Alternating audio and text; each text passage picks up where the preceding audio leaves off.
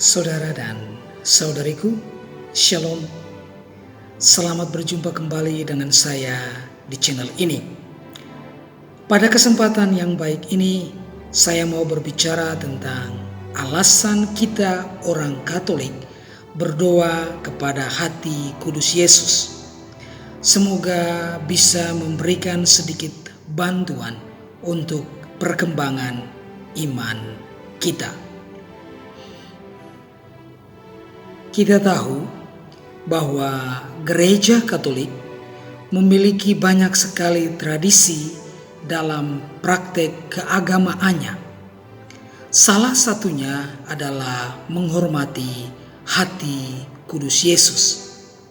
Dan banyak sekali umat Katolik berdoa atau mempunyai devosi khusus kepada hati kudus Yesus. Dan dalam hubungan dengan penghormatan hati kudus Yesus ini, gereja bahkan merayakannya secara khusus melalui sebuah hari raya dalam penanggalan liturginya sejak zaman dahulu, sejak tahun 1856. Dan biasanya dirayakan 19 hari setelah Pentakosta. Sebagaimana Pentakosta selalu dirayakan pada hari Minggu, maka hari raya hati kudus Yesus selalu jatuh pada hari Jumat. Lantas, mengapa Gereja Katolik begitu sangat menghargai hati kudus Yesus? Untuk memahami alasannya, simak penjelasan berikut ini. Yang pertama, penglihatan. Penghormatan kepada hati Yesus yang Maha Kudus tersebut berdasarkan penglihatan-penglihatan yang diterima oleh Santa Margareta Maria Alacoque pada tahun 1647 sampai 1690. Dalam kisah tentang hidup Santa Margareta Maria Alacoque, dikisahkan bahwa Yesus berulang kali menampakkan diri kepadanya dan memintanya untuk berdoa kepada hatinya yang Maha Kudus. Dalam penglihatan-penglihatan rohani itu, dia membayangkan meletakkan kepalanya di dada Yesus sehingga dia dapat mendengar detak jantungnya dan mengetahui betapa besar cinta Yesus kepada umat manusia. Yesus bercerita kepada Margareta Maria tentang kesedihannya atas ketidakpedulian orang-orang atas kasihnya. Yang kedua, Paus Pius ke-9. Pada tahun 1856, Paus Pius ke-9 memasukkan pesta hati kudus Yesus ke dalam penanggalan liturgi Gereja Katolik. Selanjutnya, beberapa paus pun menulis ensiklik berkenaan dengan pesta ini. Salah satu ensiklik yang paling penting adalah ensiklik yang ditulis oleh Paus Pius ke-12 yang menyatakan bahwa sembah bakti kepada hati kudus Yesus sangat bernilai dan penting dihayati oleh umat beriman.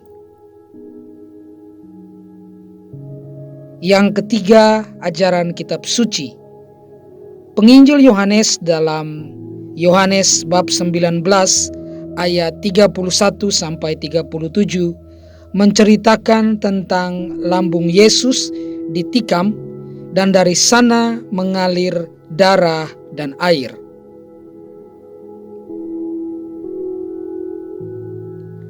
Peristiwa ini begitu penting sehingga Yohanes sampai menegaskan, dan orang yang melihat hal itu sendiri yang memberikan kesaksian ini dan kesaksiannya benar, dan ia tahu bahwa ia mengatakan kebenaran supaya kamu juga percaya. Bab 19 ayat 35. Yang keempat, novena kepada Hati Kudus Yesus. Dalam tradisi Katolik juga kita mengenal novena kepada Hati Yesus yang Maha Kudus. Seperti doa-doa novena atau devosi pada umumnya, novena ini juga dianjurkan untuk kita melakukannya selama 9 kali berturut-turut pada jam yang sama. Yang kelima, melihat dan merenungkan hidup kita. Sepanjang waktu dan di dalam berbagai budaya, hati telah melambangkan berbagai sifat, cinta, kesadaran, dan kemauan atau keinginan. Hati juga telah menggerakkan manusia untuk melakukan berbagai kegiatan kemanusiaan. Hati adalah simbol kekuatan yang muncul dari sumber kehidupan manusia yang mendasar. Ketika kita di dalam rahim, detak jantung ibu kita adalah suara kasih atau suara cinta bagi kita. Detak atau denyutan itu adalah kehidupan dan cinta yang selalu hadir bagi kita.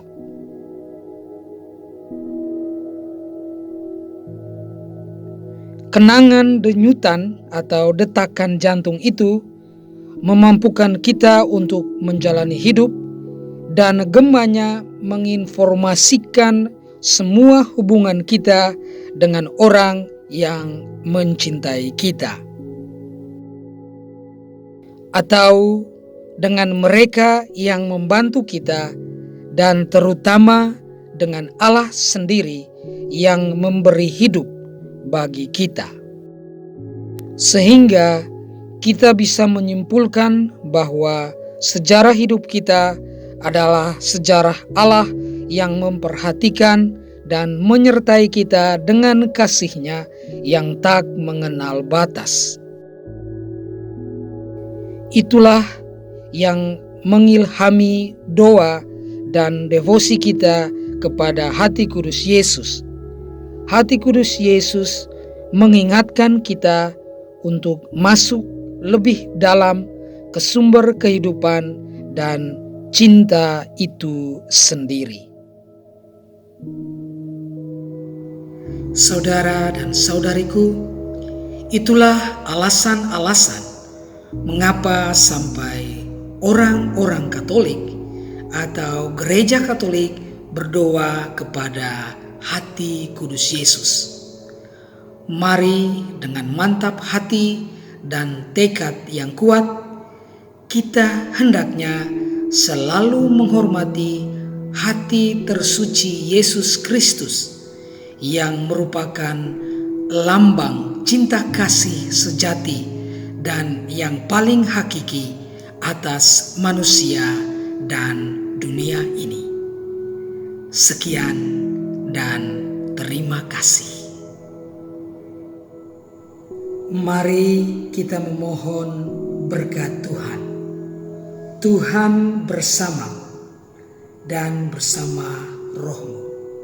Semoga saudara-saudari sekalian, semua doa, wujud, intensi dan permohonan saudara-saudari, niat baik saudara-saudari ke depan senantiasa dituntun, dilindungi dan dibimbing oleh berkat Allah yang Maha Kuasa, Bapa dan Putra dan Roh Kudus. Amin.